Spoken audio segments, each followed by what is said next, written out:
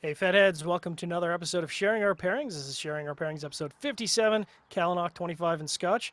I'm your host, John the Cigar Surgeon, brought to you on the cigarfederation.com network, and of course, our friends and supporters and people who keep us safe on the Armed Forces Radio Network. Wherever you are in the world, we hope you are staying safe, staying dry, and thanks for listening to the show. All our podcast listeners, we know you guys are out there in droves, whether you're listening on iTunes or whether you're listening on Podbean or Android. Appreciate it. If you guys get a moment, we appreciate you tossing a review in there. Give us that 5-star love. We know you've been giving us reviews over the last few weeks. Keep it coming. It keeps us at the top of the charts. I am joined, as always, by my co-host, Robbie Rass. Rob, what is going on, brother? Oh, just happy to be here. Just working my way past another little chest cold thing. That's the second one I've had in like a month.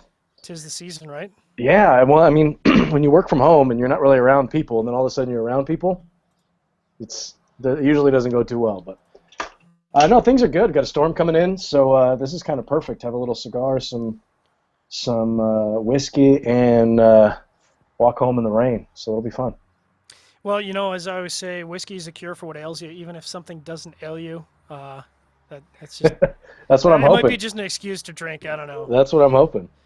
But if I muted him earlier, but because we were getting some background noise there, so he'll have to unmute himself. But we are joined by Erik Wentworth, the National Sales Manager. Unfortunately, Eric Hansen couldn't be here. He had a last-minute emergency. So thanks very much, Erik, for stepping in with the dwindling minutes here.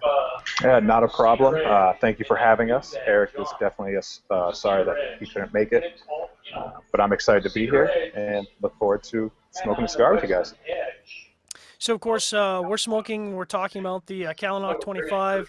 If you guys don't know what the Caleanoch 25 is, you haven't been watching Sharing Our Pairings for the last 67 episodes because I've been yammering on all year. Robbie's sick of me tiring of talking about it. What is the Caleanoch 25? Well, I'm not going to talk about the Caleanoch 25 because you guys don't even like listening to me. We're going to let Erik do his spiel, give us a little salesmanship. Erik, tell us about the Caleanoch 25. All right, so the Caleanoch 25 is a very unique cigar. It's kind of the first of its kind on the market. It is the world's first peat fire-cured tobacco. So it imparts the flavors of Scotch into the tobacco, so it's very unique. And it was a very fun project to work on. We probably went through 30 to 50 blends trying to make sure it worked right. It's got an Ecuadorian Connecticut wrapper with Corojo and Criollo binder and filler.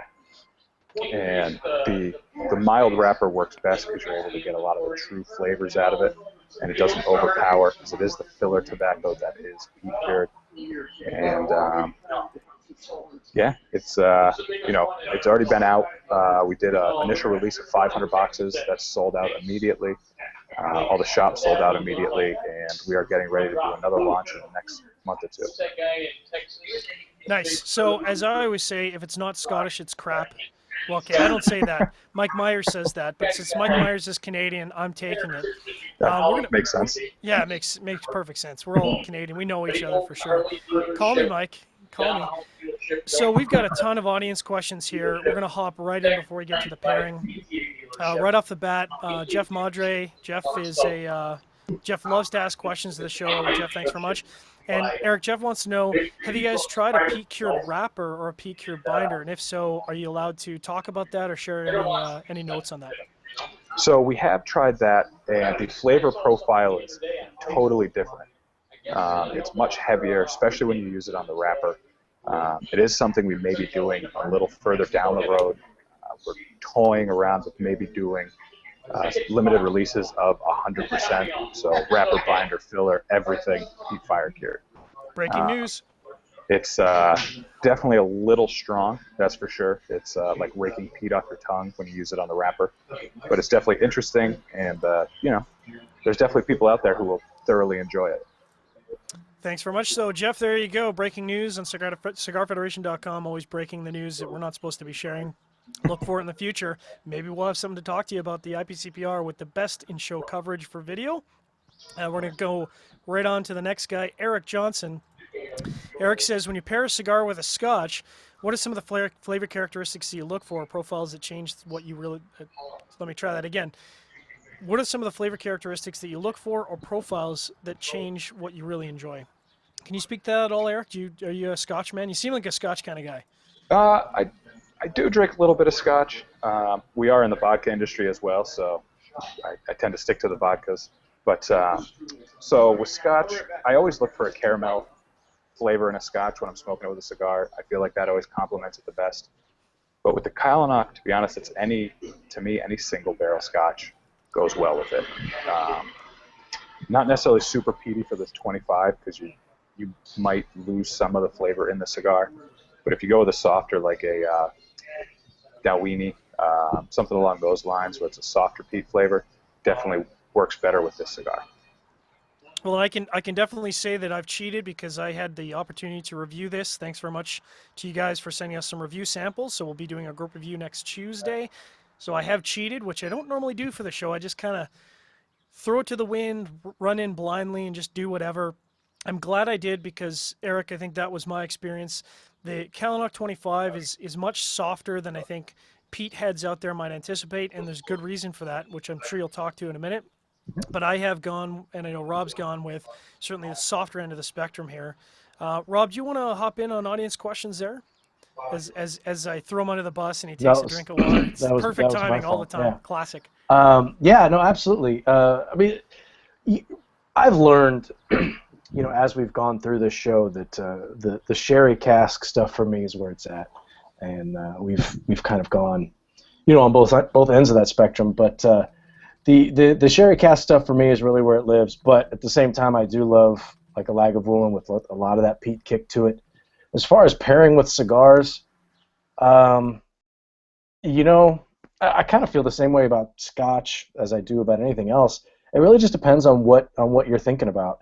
I mean, are you reaching for your Scotch and then trying to find a cigar, or vice versa?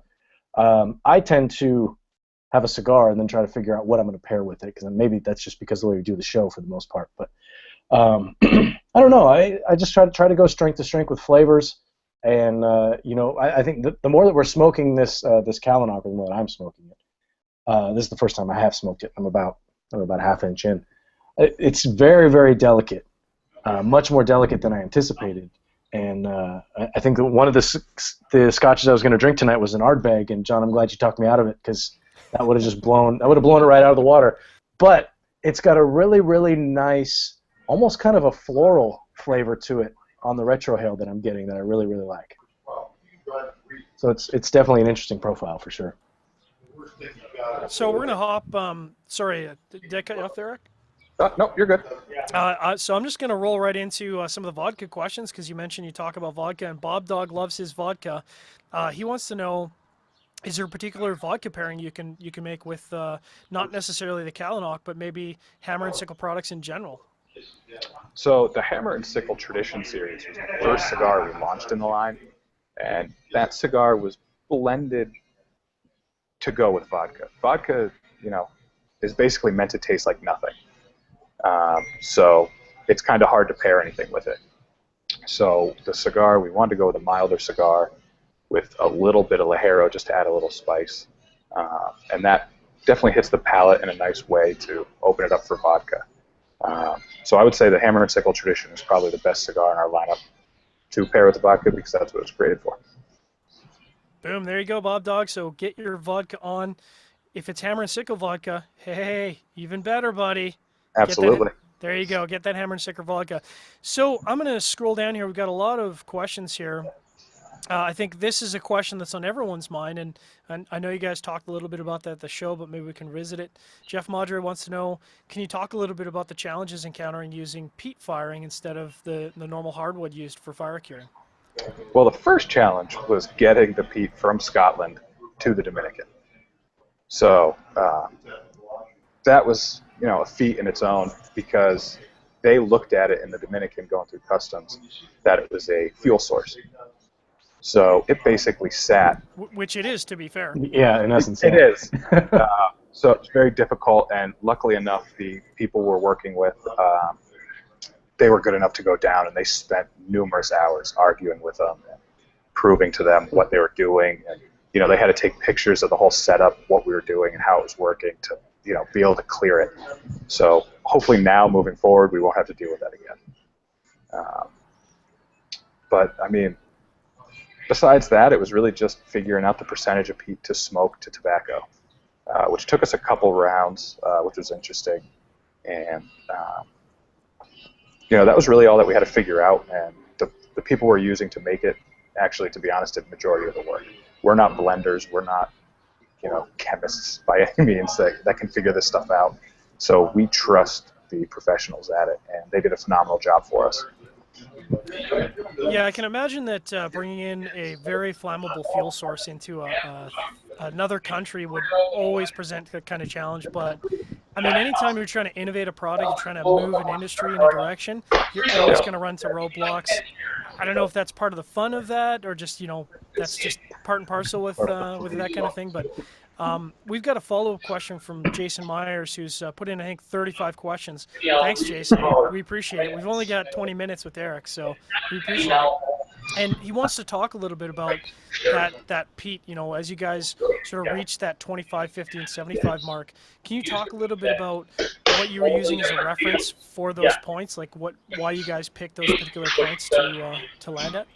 So Erik Hansen is just an expert in everything spirits, and he was the guy who came up with those points and the base for the Scotch. He loves Scotch, so like I said, the first one, the perfect pairing is Dalwhinnie. So we wanted to make sure it was softer. So when we were smoking the samples, the original samples we got in were like 10%, 15%, and those just didn't even come close. As I'm sure you guys are noticing, the 25% is just very soft. It's a very subtle hit of peat. So working that up, we had to get to a point where you were just getting a slight hint of it, and it wasn't overpowering like the Dalwhinnie.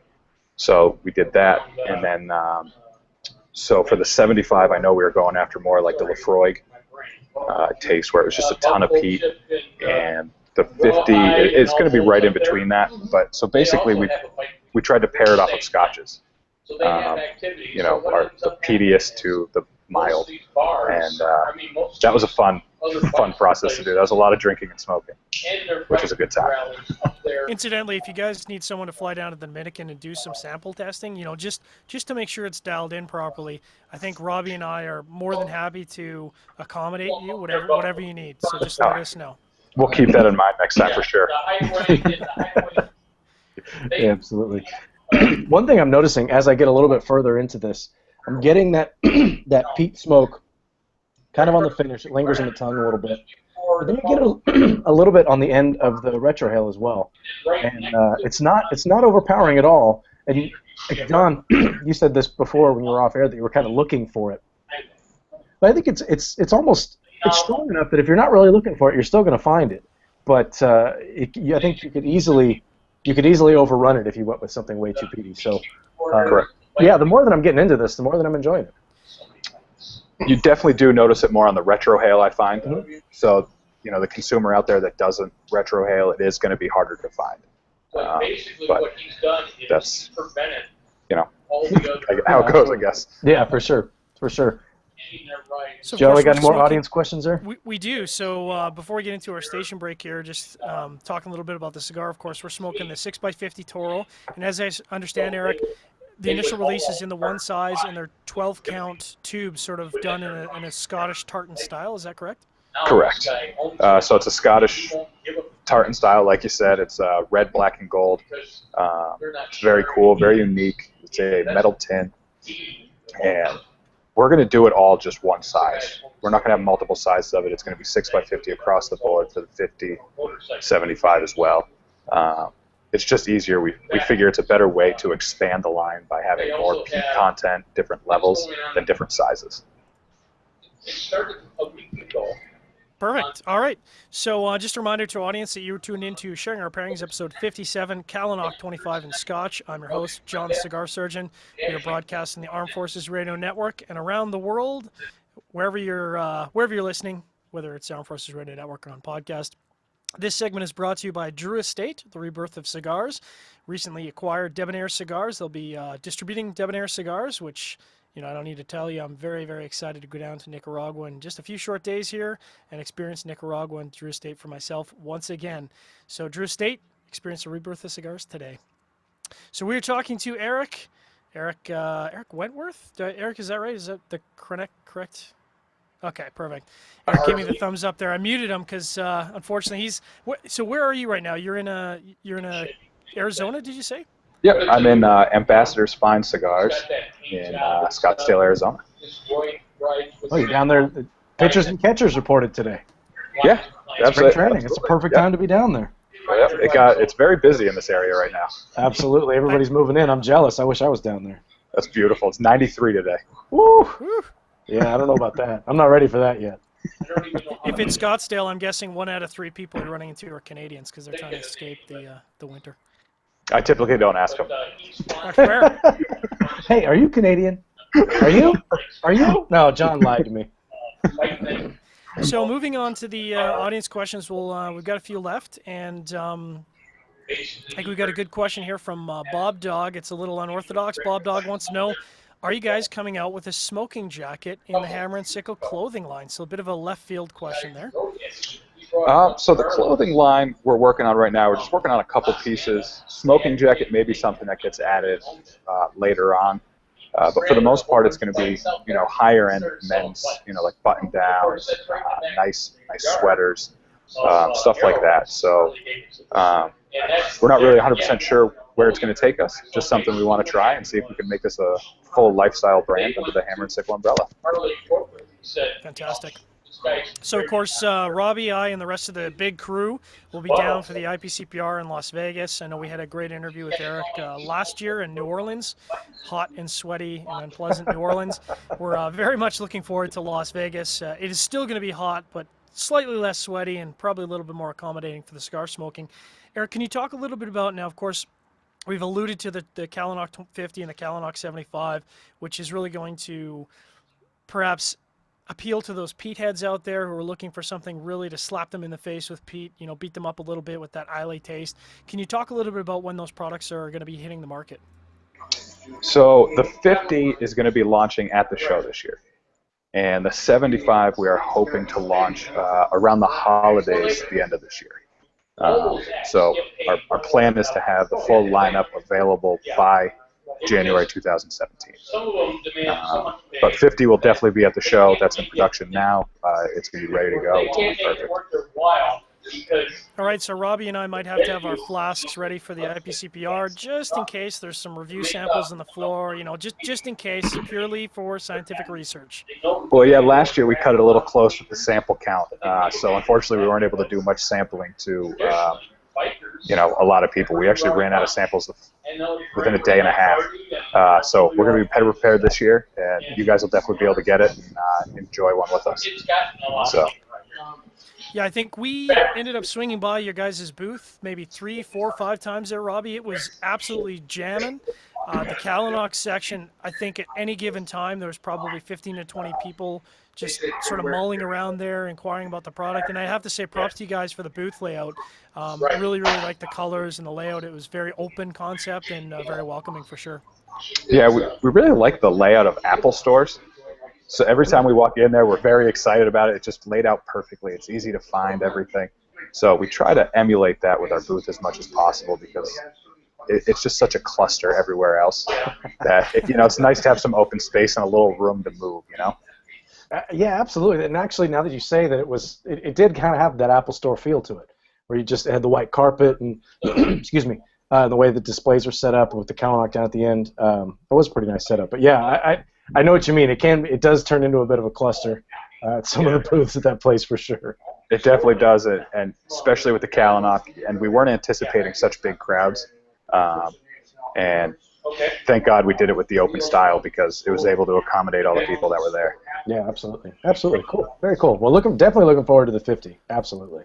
So Erik, maybe you can talk to our audience, tell them a little bit about where they can find more information about the Caleanoch and some social media contacts so they can reach out to you guys. So the Caleanoch, more information can be found on it at thecaleanoch.com. So that's just www.thecaleanoch.com. We're also on Instagram and Twitter under The Caleanoch. You can also find us at HS Cigars on Instagram and Twitter. And we don't do much with Facebook, We basically stick to Instagram and Twitter, and we're working on getting that stuff really going now. Fantastic, Eric. Thanks very much for stepping into I know it was very last minute, and you're obviously in a BD&M, but we appreciate you stepping in last minute and answering some of the audience questions. We're looking forward to seeing you guys at the IPCPR as always, and of course, I think Robbie has to put up now with another 6 months of listening to be eager for the Caleanoch 50. As soon as we get some samples, I'll send them out to you guys, so you don't have to bother them as much. Awesome. Thanks, Eric. Appreciate it, man. All right, thank you guys very much. Have a great day, and we really like what you guys do. Appreciate it. Thanks a lot. Take care. Appreciate the love. Have a good one. So, Robbie, and of course, we're giving a bit of a spoiler here for the group review coming up next week, but I think when we were talking to Erik offline, I mentioned that the cigar was surprising to me, and I think that maybe talks a little bit about what my anticipation for the cigar was, maybe how I had built it up in my mind, because I was perhaps expecting a big peat experience up front, and that's not at all what the cigar delivers. Yeah, absolutely. I mean, it's a Connecticut shade wrapper on it, right? Mm-hmm. And that's, I mean, when you look at it, I mean, you can tell, but I wasn't, it didn't register to me when the sample showed up, and it doesn't have a band on it. And actually, I wanted to ask them about that, if they're going to put bands on it. It didn't register to me that it was a Connecticut wrapper. I just kind of grabbed the samples and I put them in my humidor to get them ready to smoke. It's definitely, it's on the lighter end. It's got a little bit of a creamy texture to it, but not too much. The peat flavor for me is building. It's kind of a constant build as you smoke through it. And I'm about a third of the way through. And now I can taste that peat. It's light and it's kind of fluffy, if that makes, I don't know if that makes any sense. The way that I'm experiencing it is it kind of bounces around your mouth. It's light and fluffy, and it's there, but it's not overpowering. And I'm really curious to see what's going to happen with the scotches that we have here, because I'm going from like no peat up to a little bit of peat. Which I guess Oban is more than a little bit of peat, but an Oban 14. A little bit of smokiness, but not much. With the Talisker Storm right there in the middle, if memory serves from the way that I've tasted these. But I'm curious to see how they're going to play together. I have a feeling that the Scotch is really going to bring out that flavor, but I don't know, because I haven't done it yet. Yeah, so I am glad this is. I don't know if I talked at the beginning of the show, but I certainly was talking to Erik offline that I'm glad that I had the opportunity to smoke the cigar before the show, because I think I could have made the horrible mistake. And originally my gut instinct was to go with the peatier whiskeys. And I think that would have been a huge mistake, because this is a nuanced cigar. It has many layers of complexity. The peat does build as the cigar goes on. Spoiler alert for the review. But that's one of the nice things, is that, and Erik said, it's very approachable for a lot of new smokers. So people who are looking to get into a Connecticut with a little bit of twist, really it's a Connecticut with a twist, and it's got a really interesting twist to it. So if we'd gone with full-blooded Islay 40-plus ppm whiskeys, I mean, forget about it. You just wouldn't have tasted anything on this cigar. So we're motoring right along. We should probably talk about some of the whiskeys, because it's just been sitting in front of me, calling my name. It's terrible. So a question for you, and this is one thing that I'm picking up on, and I'm operating at a little bit under 100%, so that may have something to do with it. But do you find this is really dry on the palate? Yes, and I commented on that in the review. I've also got a video review. I think it was about 15 or 20 minutes in, and I actually found myself really wanting for a soda or a water. And I don't know if that's a characteristic of the wrapper or the peat-fired cured tobacco, because it only uses 25%. That 25, we didn't really talk about that, but that 25 number represents 25% of the filler being peat-fired, peat-cured tobacco. So I don't know what about this cigar it is, but absolutely I was getting. It's not intense, but it's just I'm wanting for a beverage. Yeah, I keep sipping on my water here. This was full when I came in, and I keep I'm got a scratchy throat too, so that's kind of a problem. But yeah, it's definitely dry on the palate. Not off-putting in any way, but it's a good thing that it's meant to be paired with a beverage, because you're going to want one when you're smoking on it. So let's see, what are you drinking first? So I've cracked 3 bottles for tonight, which is rare for me. Not that I have 3 bottles, but that I've got 3 unopened bottles. the more I go through my collection, the more I'm finding these bottles that have been unopened, which is just a shame. So without further ado, the Oban Little Bay. And you'll notice on the front of this, it doesn't have an age statement because this is a no age statement whiskey. Boo hiss, boo hiss. Shut up. No age statement whiskey is tasty. That's all I got to say about that. It does have the year on there, 1794. That is actually the founding date of Oban Distillery. Believe it or not, it's one of the I think 10 or 12 distilleries in the world in terms of its age. A lot of you really can't find a lot of pre-18th century or pre-19th century distilleries. Most of them started in the 1820s, 1818. Now, what's interesting is you think about peat, or at least I think about peat, and my mind immediately goes to an Islay whiskey. Oban is not an Islay distillery, located in the Western Highlands, but their location is sort of interesting because it sits on a loch. And if you look at it on a map of Scotland, it's kind of essentially a coast town. So even though it's not an Islay sitting on the island, it gets a ton of that briny coastal influence. And, we've talked about this on previous Scotch shows that Oban tends to be a good starting point along with Talisker for getting into that sort of smoky, peaty end of the spectrum. So I'm going to hold this up. You can see, color doesn't necessarily tell you a lot about whiskey. It can tell you oak influence, but not necessarily in this case. So what does no age statement means? That means that the whiskey has to be at least 3 years old to be called Scotch whiskey. But other than that, no idea what goes into this. There could be some 3-year, there could be some 15-year, there could be some 30-year. It's up to them to decide how they want to blend that together.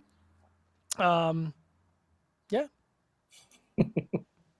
That's a much better description than everybody's going to get from me. But that's not news. So I kind of went with a bunch of different things today. And like I said, I had an Ardbeg that I was ready to fire up today, and John, so good. Thankfully, you talked me out of it because that would have been bad times. Switch that over to, I'll show you guys. Here's the bottle. This is all of these. Well, 2 of these are courtesy of the Cigar Surgeon. So thank you for helping the show go forward here. You got it, I'm going with the Glenfiddich Rich Oak, and I think it's a 14-year. Mm-hmm. Yeah, it's a 14-year. Let's see. So I'm really just kind of reading from the website here. It's a 40% ABV, vanilla dried fruits, kind of got some nutty notes in there as well. Finished in fine American oak, or matured in fine American oak casks. Blah, blah, blah. That's really about all I can tell you. Glenfiddich has been around forever. Everybody's familiar with Glenfiddich. I haven't tried the rich oak yet, so I am quite. Or maybe we did it in a previous show because the sample that you sent me, I poured all of it in. So we must have done this one before, but definitely got some bright fruity notes on the nose. That's for sure. So I'm ready to dive right into this. Wow, a little citrus in there too. Yeah. So talking about the Oban Little Bay, so of course the Oban 14, one of my favorites, one of my mainstays in the cabinet. Oban Little Bay is certainly much more nuanced and subtle than that. Being a no age statement whiskey, that's going to come with it. You're not going to get necessarily the same level of complexity as an older whiskey, but you definitely still get that coastal sort of briny sea influence. You can smell it on the nose. All I can smell is, it's as if I'm walking up and down a coast on a cold day with maybe a little bit of misty rain. That's where it takes me. Now, underneath that, there's some hints of fruit. It's very subtle. And I've been kind of sipping. I was kind of cheating while Erik was talking because it does have a bit of a drying mouthfeel to it as we were talking about. So I was kind of sipping. I don't have any water out here. It's my bad. But I'm gonna take a few sips here, and you can maybe talk about your nosing experience with the initial nosing experience of the Glenfiddich. Yeah, it's like I said, definitely got some bright fruity notes, a little bit of citrus on the nose. It's a really bright nose, more so than you really expect out of a Scotch. But yeah, definitely bright notes. There's a little bit of almost like vanilla bean in there. Mm-hmm. The flavor on the palate is really sweet. Sweet up front. It's got some nice vanilla notes, a little bit of toffee, and kind of what you'd expect. And I haven't had a chance to take a puff here, but this is really it's got a nice complex flavor profile to it. It's delicate. It's not really kind of whipping you up in the face, but it's got some nice flavor to it. Not the strongest in body, but really, really nice flavors. Yeah, I find the Glenfiddich Rich Oak is something that I reach for when I'm not quite sure what to pair with because it can be really nicely complementary without running over what you're pairing with. I just want to remind our audience that you're tuned into Sharing Our Pairings, episode 57, Caleanoch 25 and Scotch. I'm your host, John the Cigar Surgeon, joined by my co-host, Robbie Rass.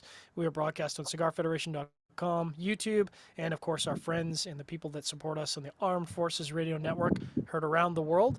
If you guys who are listening through podcast have a moment, toss us a review on iTunes. We appreciate it. Send us a comment on YouTube. Give us a thumbs up. We appreciate your interaction.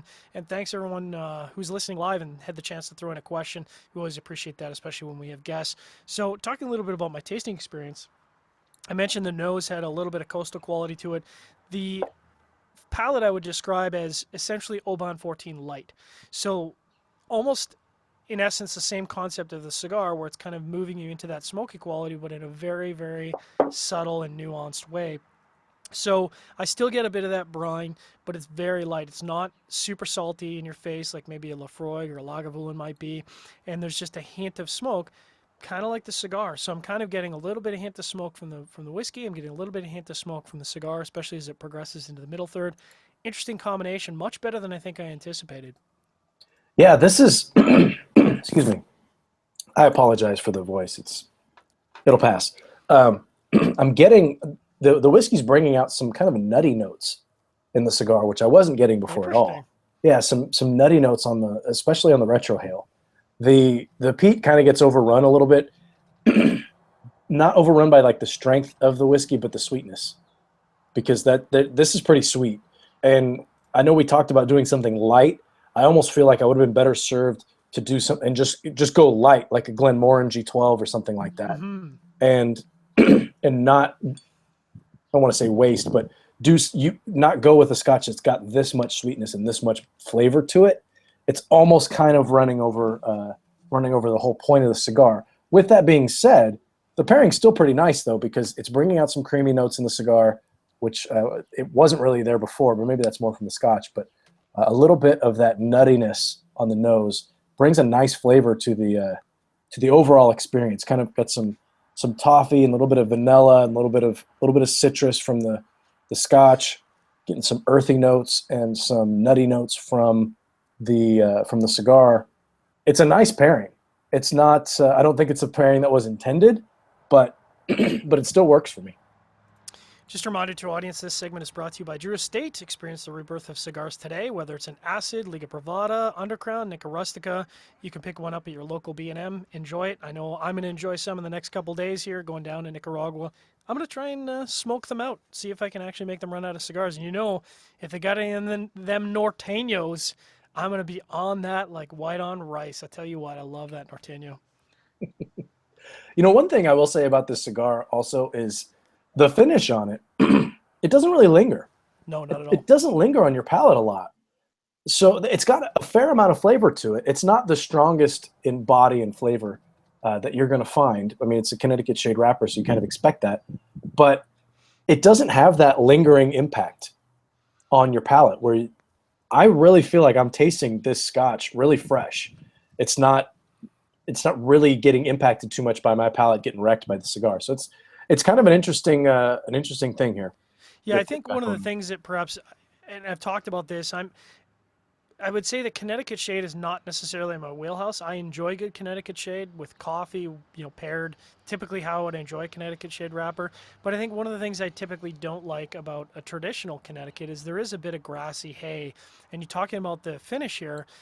I'm not getting any of that hay note. I'm not getting any of that grassy note. The only thing I am getting is, again, a little bit of that drying, but I'm okay with that because I tend, again, if it's a really classic Connecticut, I'm not a huge fan of having that sort of lip smacking hay and grass for 30 seconds between draws. It's kind of not my wheelhouse, and I'm not getting that here at all.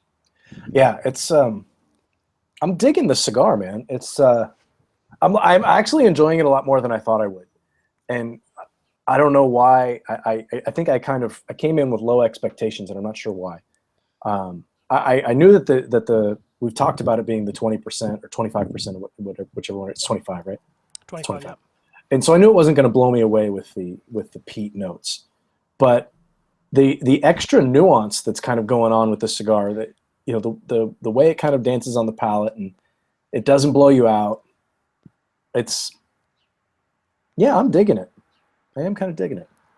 So what's interesting, because normally when we do cigar reviews, I typically only have the time to smoke one, and it is interesting to come back to it after we're doing a written review, now pairing it, and I would say that my initial score is definitely going up. That is, if I were to rate this based on a pairing experience, I would put this at 2 or 3, maybe even 4 points higher than what I rated it as. What did I rate it as? Well, tough luck. You're going to have to wait until our group review next Tuesday. But I don't know why that is. I mean, I think the whiskey really supports the flavor profile, really enhances it. And it could just be that, my palate is a little bit different today, because it's tough to say how your palate is going to change from day to day. But I am also very much enjoying this. This is possibly one of the better pairings for me, even though we're starting out, possibly one of the better pairings I think we've had in a while. Yeah, I just cheated and took a sip of the Talisker. Forget about it. So I may as well just jump right in and tell everybody that the next Scotch I'm going with here is the Talisker Storm, which, again, here's the bottle. Thanks, John. That's all gone. I drank it all. There's no left. There's no left in my cabinet. There's a little bit left here, and I might. There's a little bit left in the bottle here too, so we'll see. But let's see, Talisker Storm. Speaking of storm, if you could see outside my window right now, like Thor is angry or what? Dark clouds, but right in between, you can still see how the sun. Right in between the clouds is bright blue sky. It's really, really strange, and it's supposed to get pretty nasty here in about an hour. But anyway, Talisker Storm. It offers the drinker Talisker's full maritime majesty, all unfettered elemental power and confidence. Wow, Marketing. That is epic. I'm scrolling through here to try to get an idea of a little bit more of this. They've got some food pairings. They got some. Oh, here we go. They've got some. You know what? This is something we never really talked about. Do you ever make Scotch cocktails? I don't, and I think, and maybe a spoiler for a later edition of our show, but I was thinking that perhaps in either Cocktails 2.0 or Cocktails 3.0, maybe one of the things we should throw in there is a Scotch cocktail, because, we've talked about this in the show before, but when we went down to New Orleans, Mombacho put on this fantastic, amazing beverage sort of a cavalcade where they took some scotches and did some Scotch. Ooh, sounded windy over there. Yeah. Did some Scotchy cocktails, which I had not experienced before, and I gotta say, I was in my happy place. Yeah, they did a take on the Sazerac, which the Sazerac is a very classic New Orleans cocktail, and they'll do an absinthe wash in the glass. And when they say do a wash, you pour some absinthe in there, you rinse it around, and you pour it out, just to get that little licorice note in there. They were doing a Sazerac with a Lafroig wash, which was really, really interesting. I did not think I was going to like it, but I did. It was really good. Anyway, to get back to the Talisker, so this is an exuberant expression of an island whiskey. It's on the smoky side, apparently, according to this. Whoa, sun is now gone. Full gold in appearance, which, yeah, I mean, I'll get behind that. Kind of got a full gold thing going there. Let's see, the medium body, the palate is mellow and rich, then very spicy. A pure tongue-coating sweetness joins nutty smokiness to embrace those spicier notes. Man, whoever they got to write this stuff is just amazing. Wordsmith. Yeah, absolutely. And Talisker, let's see if I can pull up some info on Talisker. This website's not very intuitive, so I'm doing my best here. Well, apparently, this is all through malts.com, and they've got like 75 different distilleries, so it's kind of hard to... If you go to the website Malt Madness, they have a fantastic level of information. Props to Malt Madness. They have so much information going back to the inception of all these distilleries and then sort of walking you through the history. It's a pretty interesting website.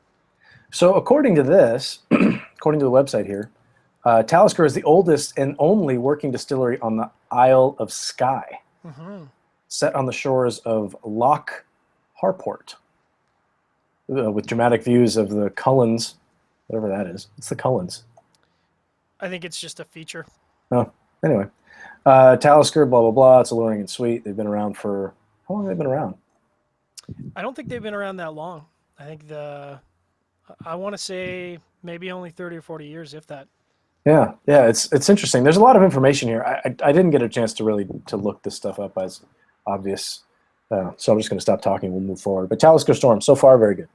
So I've talked about the Oban, the Talisker in the past. I've really described them as being the entry point for whiskey, peaty whiskey. So if you're looking to get into the peated side of things and you really don't want to get slapped in the face with Scottish peat, those are great whiskeys. Those are great training wheel peaty whiskeys. Going with something really different, we don't really talk about distilleries in Scotland in terms of their newness, because a lot of distilleries you just assume, yeah, it's a couple hundred years old, blah blah blah. I get it. It's old, it's cool. So here's something completely different.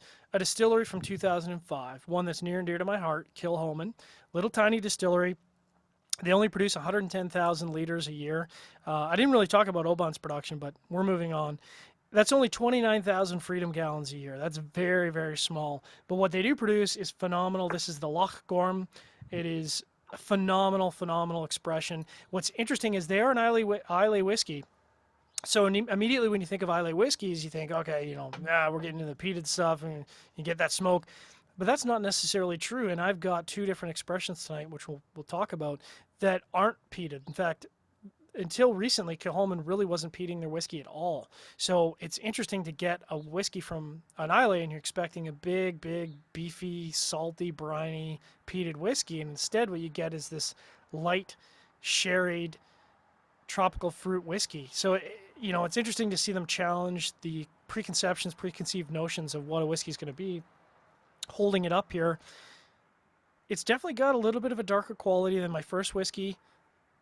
Nosing it, oh my gosh. I mean, and now I remember why I bought this bottle.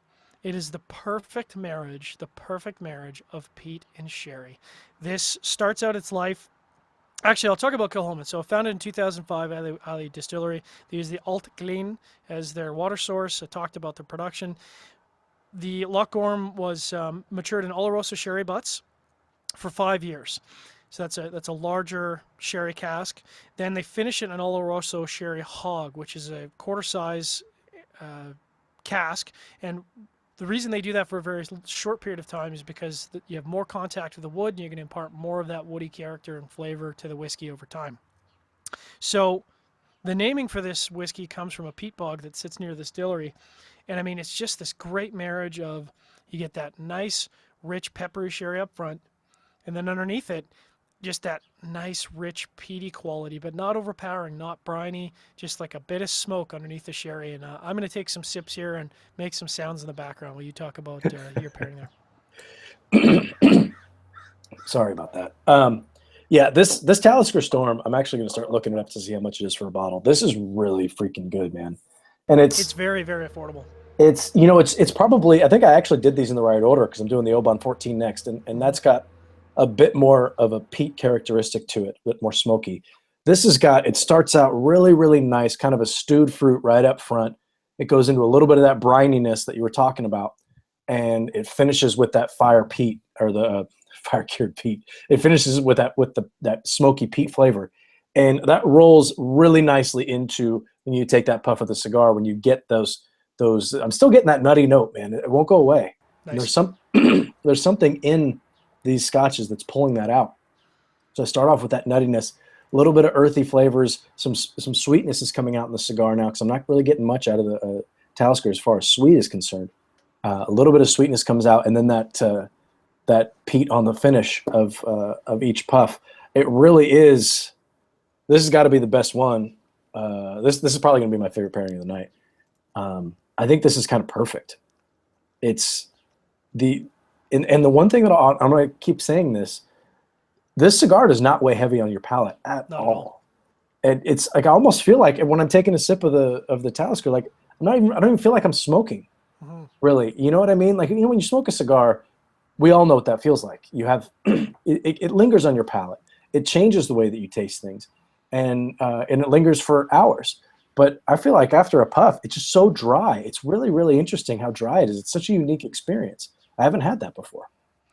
So I wholeheartedly agree, and I think that was one of the things that I found quite surprising. And I'm sure that when they were looking at the different blends and the tobaccos, that maybe is what they're going for, because they're worried the peat might overwhelm the palate. So instead, you get this really balanced cigar that doesn't leave you with that huge lingering blast of anything after the draw. Talking a little about this Loch Gorham from Kilhoman. Oh my gosh! I mean, I'm gonna have to bring you a sample down to Vegas, because it just hits you with this great peppery sherry up front, and it's not overly peppery, but that lovely, nice. I know you love sherried scotches, and then right underneath you get this rich, smoky, and I wouldn't even describe it as peat. It's more of a almost like that mesquite. Like if you had a really good roast that's got that rich, buttery mesquite to it, and so your palate finishes with just this combination of the peat accented by the sherry sweetness and spices there, and it's just phenomenal. Is it going well with a cigar? I don't know. I'm going to take a couple more sips and some puffs and see. Yeah, I don't know what else I could say about this. Excuse me, that I haven't said already. This is with this Talisker Storm with the Caleanoch 25. It's kind of perfect.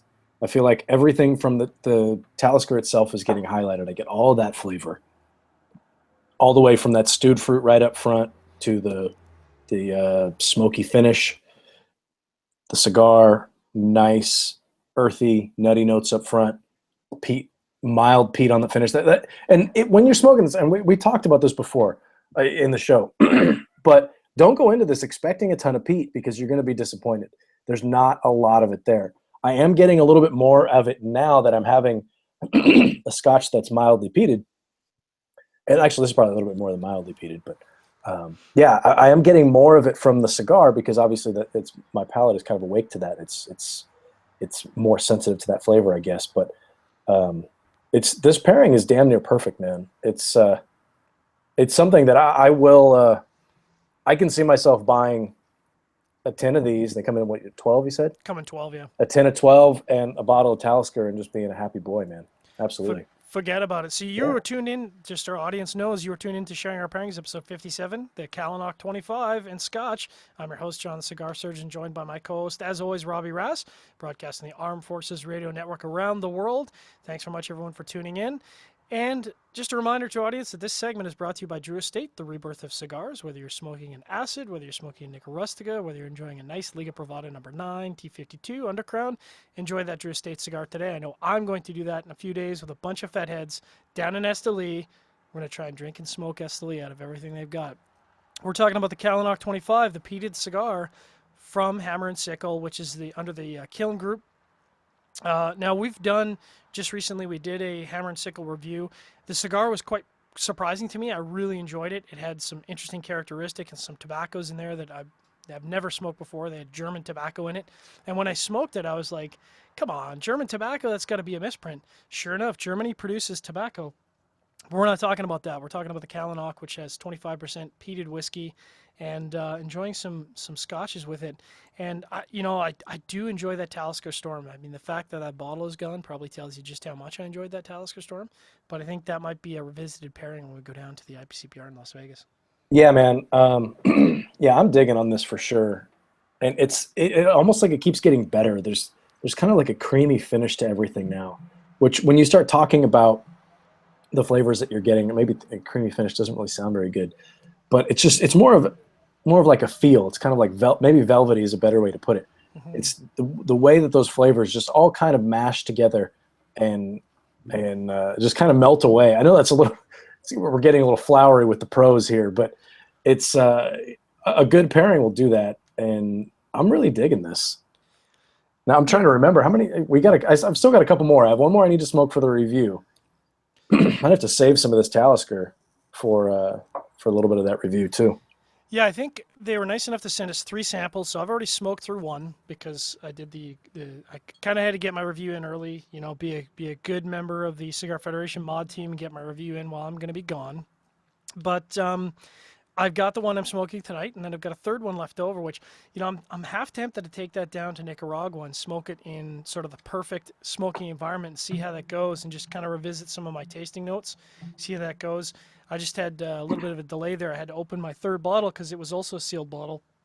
before I get to that, I'm gonna nurse a couple more sips of that delicious Loch Gorm because it's so good, and I think I'm definitely gonna bring a sample down. I don't know that we can find that in Vegas. That's a pretty rare bottle. I don't think Vegas would have that. Yeah, you're the only guy who would go down to Cigar Safari and bring a cigar with him. I And never. and a bottle of Scotch. Well, there's nothing wrong with bringing a bottle of Scotch. That's fair. I think I want to say I picked one up at duty free when we were there, or not sure. Somebody I know some people did when we were there. You guys are gonna have a blast, man. I'm jealous. I'm not going. But yeah, I'm looking forward to. I'm really looking forward to the 50 now. This has got me excited for that 50 because I think the 50 is going to be more of what we were maybe anticipating, or for those folks who are anticipating more of a peat fire cured flavor to it. But I still don't think it'll be that strong. No, I think it's going to be pretty nuanced. It is interesting to me that throughout the 25, 50, and 75, they've kept the wrapper the same. It's an Ecuadorian Connecticut shade wrapper. And I talked about that. I don't know if I talked about it offline, but it surprised me. I tried to go into his reviews blind, so I was quite surprised to see that it was a Connecticut shade. But I'm going to move into my last whiskey as we're winding down our Armed Forces Radio Network segment, going with one of my favorites.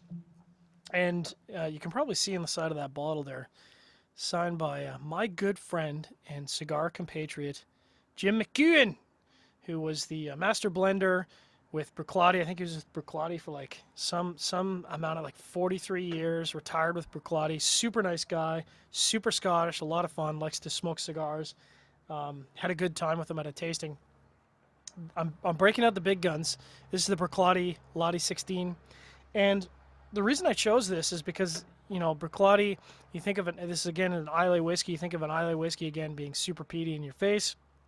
Not at all. Bruichladdich tends to be very nuanced, tends to have a lot of layers to it, a lot softer than what you would think. You know, when we think about Islay whiskeys, we think about Lafroig and Lagavulin, just punch you in the face with peat and brine. It's not like that at all. This distillery goes back to 1881. They produce 1.5 million metric liters of spirit a year, which is 396,000 freedom gallons. So it's a reasonable size, but you know, smaller than a lot of the Highland distilleries that are out there. What's the story behind the Lottie 16? Well, it's minimum 16 years age. Who knows what else they've got in there? But it was just matured at American White Oak for 16 years, and I'm excited to. It's very bright, very vanilla, very citrusy. So I'm gonna nose and taste this while you talk about your last pairing there, Rob. Yeah, I'm going with a bottle that I actually purchased on my own, Oban 14. Love it. And we've talked about Oban on the show earlier in the show. We've had Oban 14. I know I've featured it at least once.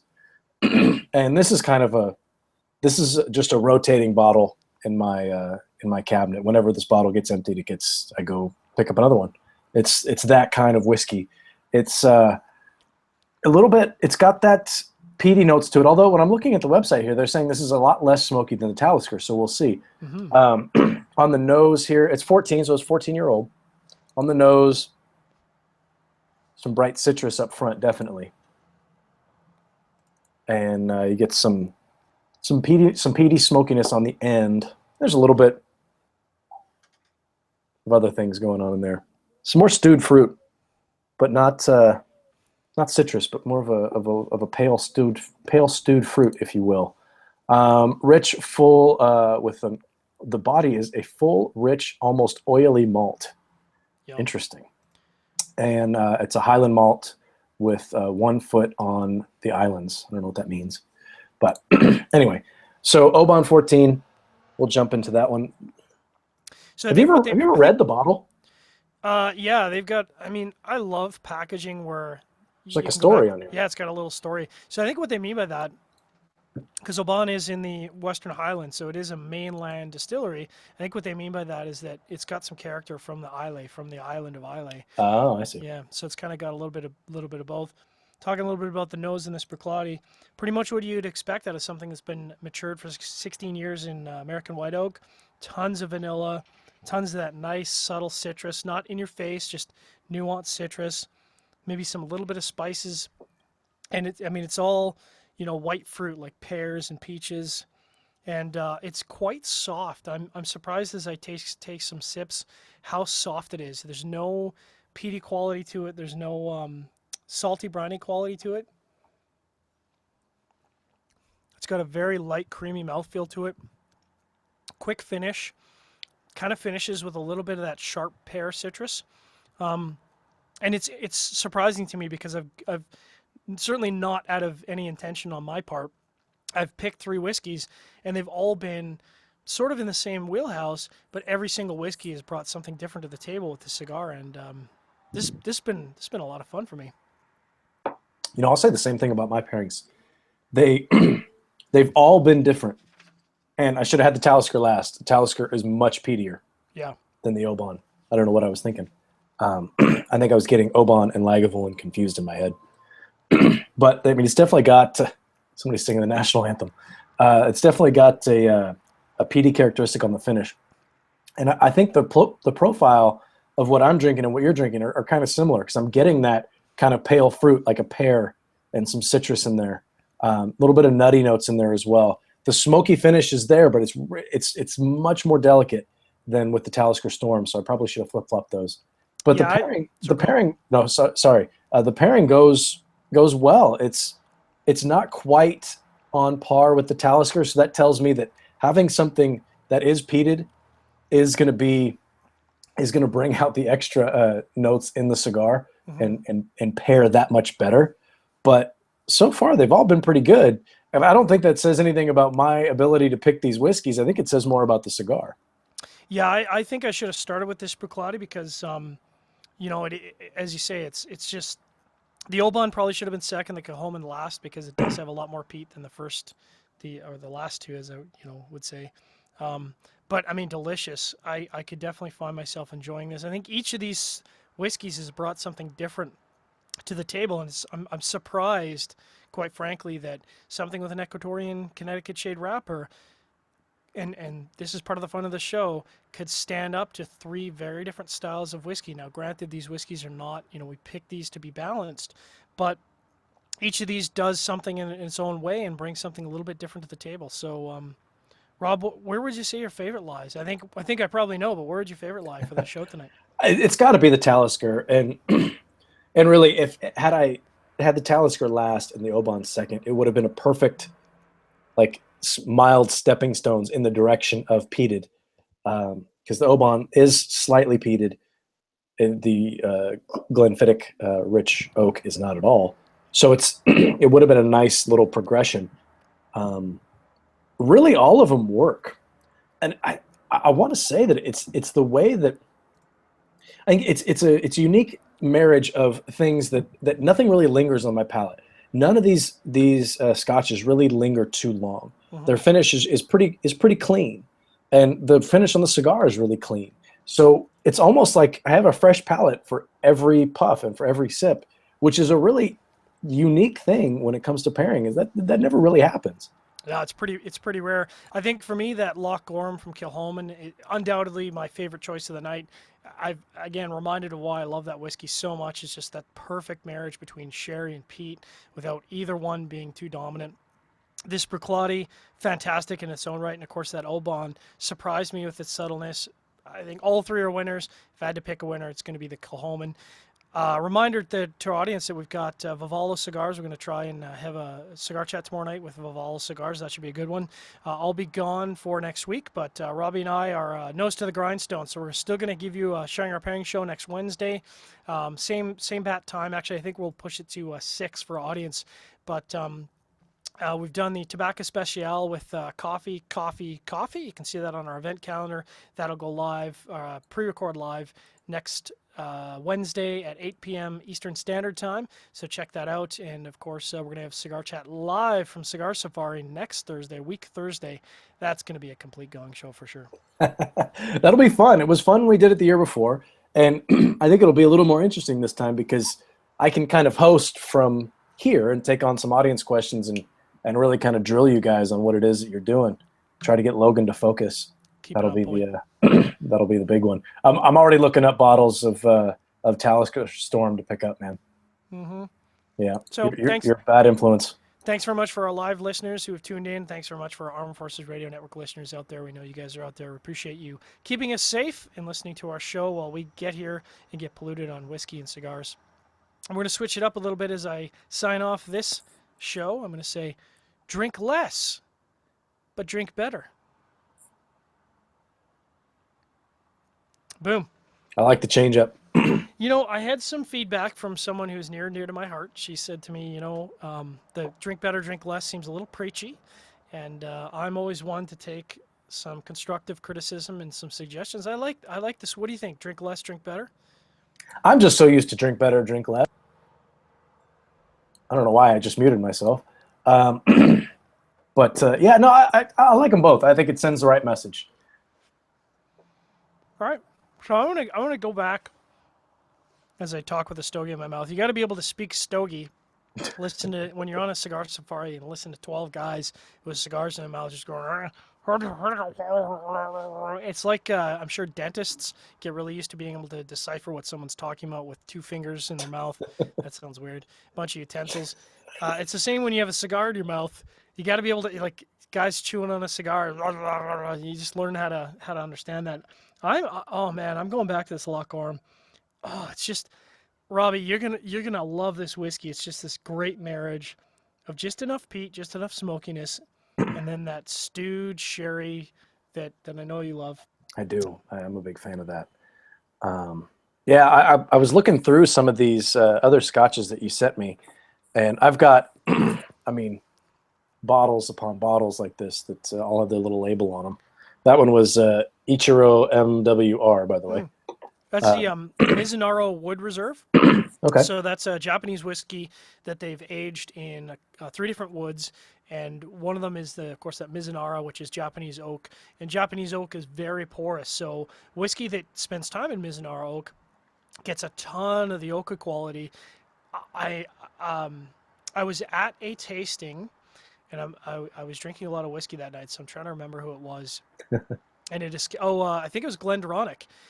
And I think Glendronach is experimenting with Mizunara wood, which I've been begging for a year because I really want to see the Scottish industry, as they evolve, take a Mizunara cask from Japan and put some Scotch whiskey in it, because I love Mizunara wood. It just brings a totally different flavor profile to the whiskey that you just don't get out of Scottish whiskey.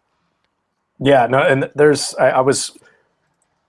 I've been a little under the weather the last week, so my prep for this show was lacking. So I do apologize for that. But I was cracking open these little bottles and just taking a sniff and trying to see which one's got a little peat to it, which one do I think would pair well. And I'm sniffing some of these, like, oh god, these all smell so good. Yeah. But most of them smell like they've got some sherry.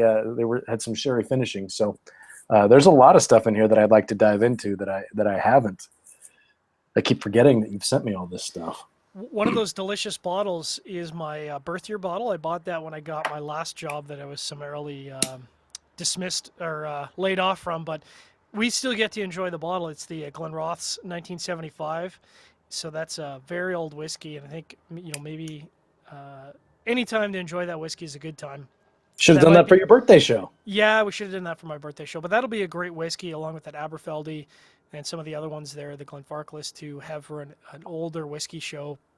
Maybe either before, well, I was going to say before the IPCPR, but at this rate, brother, we're booking guests all the way into friggin' May. Yeah.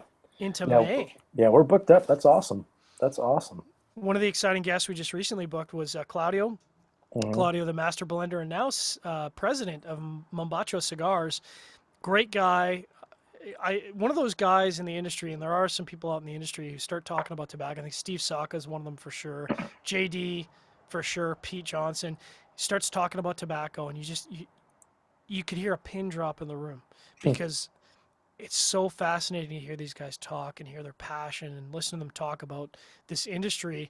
And it's not just a business. It's a lifestyle. It's a passion. And to hear these guys talk about it, it's riveting. It's just fascinating to me.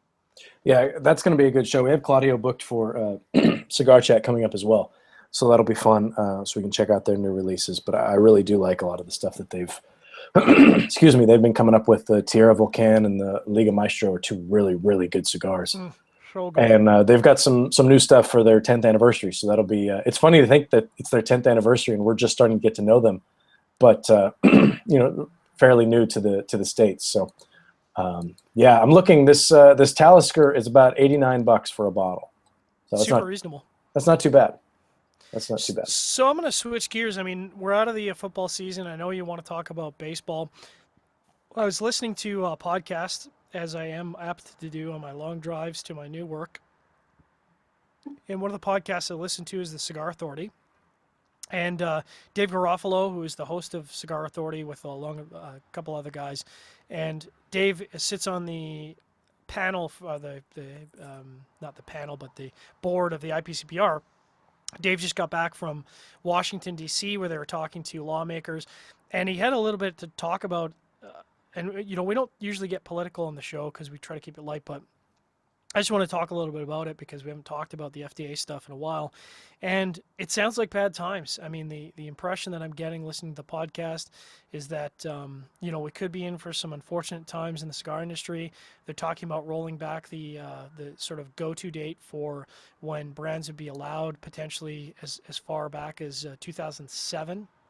And even if they roll it forward, it could potentially mean that brands that came out in the last 2 or 3 years would require FDA approval. And just to give our audience a little bit of notice of what that would mean, well, to have your cigar run through the FDA approval, that means $300,000 per vitola. So you can imagine, if you've just come out with a line that has 3, 4, even 5 vitolas, you're really going to drop $1.5 million to run your entire line through FDA approval. It's going to take a couple years. Hopefully they come back and say that's no problem, but they could potentially come back after spending that kind of money to launch a line or even launch a particular size and say, this size is okay, but this size is not okay. And I bring this up, again, not because we're political on sharing our pairings. In fact, very much the opposite. We like to keep it light.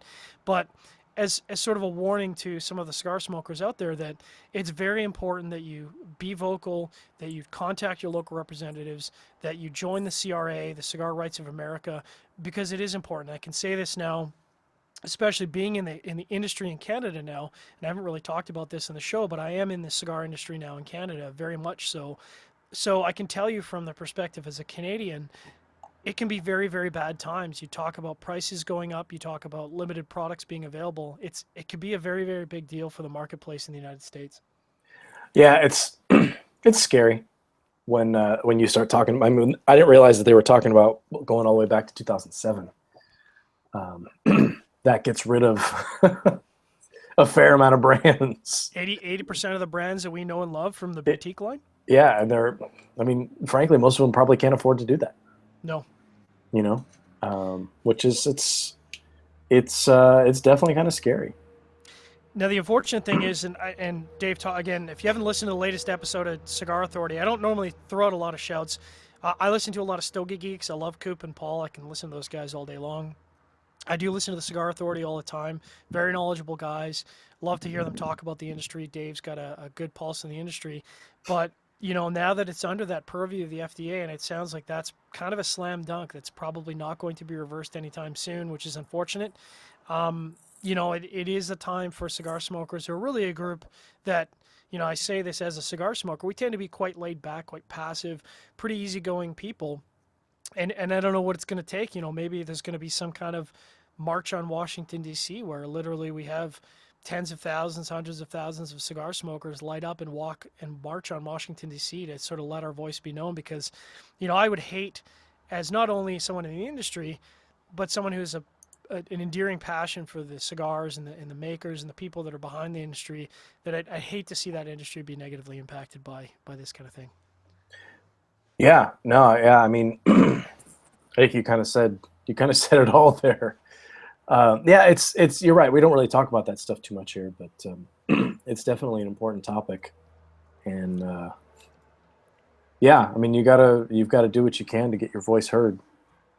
Join the CRA. If you're not a CRA member, join the CRA. You got to join the CRA. I'm a CRA member, and I'm a Canadian.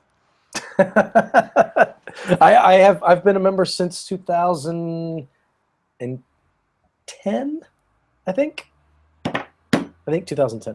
There you go. So now we're going to switch gears because that was super sobering and not really again the pulse of sharing our pairings. Is it mean and cruel of me to talk about the upcoming Nicaragua trip? Because I mean, I'm to the point where I'm weighing, and people were asking me, they're like, "Why are you weighing your bag?" The amount of gear that I'm going down to Nicaragua with is like it actually is possibly more gear than what I go down to the IPCPR for, because we're going to be down there for, more than 7 days. Oh yeah, you guys are going to be down there for a minute. That's right. You're going to be building those houses, which is really, really awesome. You're going to have to get a lot of pictures. I want some video too. So I am taking down the full video rig. I'm taking down the Bruise Master 1000 monopod, just to get wrecked. For those of you who follow our PCBR coverage, first of all, what's wrong with you? Yeah. Best in show video coverage. But Robbie and I were putting on a clinic at the IPCPR. We were just racing from booth to booth. Robbie was nonstop pumping those interviews out. And we did so many and walked so much that I literally had a bruise across my chest and rib cage from carrying the gear. And so I'm going to be taking all that gear down to the Nicaragua Cigar Safari hosted by Drew Estate. It'll be my 4th trip, and I got to tell you, it never gets old. No, it really doesn't. I've only gone twice, and I can't wait to get back. It's an awesome trip. And I think the fact that you guys are going to go build some houses for some folks who raise money to build these houses makes it even better. And yeah, I'm jealous that you guys are going to be going, but at the same time, I want to hear all about it. So it's funny. Logan called me today, and he says I'm bringing some shirts down to get screen printed. And I mean, for a second there, I thought, oh wow, he's going to bring a shirt down there for me to get. He wants to ask me like my size or something. He's like, no, it had nothing to do with me. It was, well, what kind should I get? I'm like, I don't know, get like 100% cotton, get some good T-shirts. So like not the 50-50. He's like, yeah, probably not. Oh, okay, that was why he called me. Just when you think that somebody's gonna do you a solid. But I was on my way out of the eye doctor today, which the ojos are okay. That's good. You got to keep care of those ojos, brother. Yeah, I mean, my prescription didn't change, which is good. But no, you got to head down there with some gear. You bringing any stuff to get painted? Oh, so I mean, first of all, and this is not a slam against anybody, but the moment people hear that you're going down to the cigar safari, it becomes Weasel Central, where the number of people that have graciously offered up their humidors to be painted by the great crew, Jesse's Subculture Studios, to be painted is immeasurable. I can't possibly fit them all in my humidor or my suitcase. So I am taking some stuff down just to throw a little bit of a shout out to the Rocky Mountain Smokeout. It is Canada's biggest cigar show. It's going to be hosted. We'll announce the dates shortly. We're going to be announcing them in May, but I can tell you it'll be a 3rd annual show. It's going to be amazing. We're actually taking some stuff down to be painted as a part of the Ray Lowry project. You can find out more about the Ray Lowry project on the internet, but essentially it's about supporting families in need, especially at the crucial times for Christmas, Halloween, times of the year where there's family is really looking to pull forward and make dinner for their kids. And these are families that are very, very underprivileged in Calgary. So part of what we do at the Rocky Mountain Smokeout is we raffle off and have a blind auction, or not a blind auction, but a silent auction. Silent auction, thank you. This is what happens when you have 3 whiskeys and sharing our pairings. So we have a silent auction, and all the proceeds for that go to the Ray Lowry project. So we're taking some stuff down to get painted up by the crew. We're going to raffle that off, and I don't think we've announced that, so I might be breaking some NDAs here, but it's just how I roll here on sharing our pairings. So look forward to some announcements for that, because this show, last year we broke 200 people. This year we're looking to break 300 people. Now, I don't follow a ton of events in the States, but I'm pretty sure that even if we included the United States, that makes it a pretty big goddamn show. Yeah, that's pretty cool. I reached back and grabbed my my humidor that I had painted at Subculture Studios last year, and went with the Star Wars theme on this one, with a little Darth Vader and some stormtroopers. That looks amazing. Yeah, it's the work that they do down there, and I didn't give them anything to paint. I was like, yeah, just give me something with Star Wars, and then which particular character. Why I didn't pick Boba Fett, I don't know. Next time I will. But yeah, and we walk in. You walk in, and these guys are painting these projects. There was one guy who was painting it was a batting helmet, and he was painting Yankee Stadium onto this batting helmet from this picture, and you can see him painting from the picture, and it's like a Xerox copy. These guys are so talented. And to get that kind of thing done, and they just do it for you for free. I mean, you always want to tip them when you're done, I mean, because those guys work for, they work for free for the most part. Yeah. So, as you say, we're going to be down there building houses. One of the great events that we organize on cigarfederation.com is we've raised money. I think we raised over $10,000, so that'll allow us to build 4 houses while we're down there, swinging hammers, using power drills, and it's a great. And I don't do enough for charity, I think, and when we saw the presentation when I was down there last year, I mean, it just about brought tears to my eyes, fucking onions. And when you see these people and the where they're living with a family, and these are not small families, these are conditions that you immediately go, this is not okay. These people shouldn't be living like this. So I think it was a no-brainer. We all got involved. I know Logan and Matt, they organized this. Matt is a huge driver for the organizations. He runs this every year, does a lot of work to it. It was a huge success. So I am excited to go down and obviously smoke cigars and enjoy the Drew Estate experience and see some factories. But the techo and building houses, I mean, it's overwhelming how good I feel about that, because I think, it's nice to give back. I love the people that I meet there. It's nice to give back and help raise those people up from some of the conditions they're living in. Yeah, absolutely, man. I mean, when you're down there and you're driving through Esteli and you're just on the bus going from one place to another, and you look at the conditions that some folks are living in, and I mean, homes, I use that term lightly, or not lightly, but loosely, are built out of whatever they can find. Yeah. Side of a porta potty and like part of a billboard or street signs or whatever, just to anything that can be cobbled together. So to be able to go down there and do that and build, honest to goodness homes for some folks is pretty awesome. So yeah, that's awesome, man. You got to get some photos. I need video of Logan at least hammering in one nail, because he's not going to do a lot, but he's got to do something. Make him hammer in one nail and get video of it. Yeah, I guarantee that the amount of video I come back with. So I'm actually taking my laptop down because I am concerned about the amount of video I'm recording, and I think I'm going to run out of card space. So I plan on just going, buck wild. Pictures are going to be insane. I'm embarrassed to say that from my most recent cigar safari trip, I say recent because it was like a year ago, I still haven't processed the photos. So I got to get on that when I come back and get those photos up and, get the video and the pictures up from the Fedhead trip, which is going to be just rocking. I'm really excited to go down with the Fedhead crew. It's going to be a lot of fun. Yeah. Yeah. It's definitely worth it, man. I'm jealous. I wish I was going. I wish you were going too, brother. It makes me sad, and I talked about this in previous episodes, but it makes me sad that it's probably going to be the IPCPR when I see you next. IPCPR, always a great time. I think we're going to kill it at the show this year, even more so than last year. It's going to be a blast. Got our ducks are all in a row. I already have my plane ticket.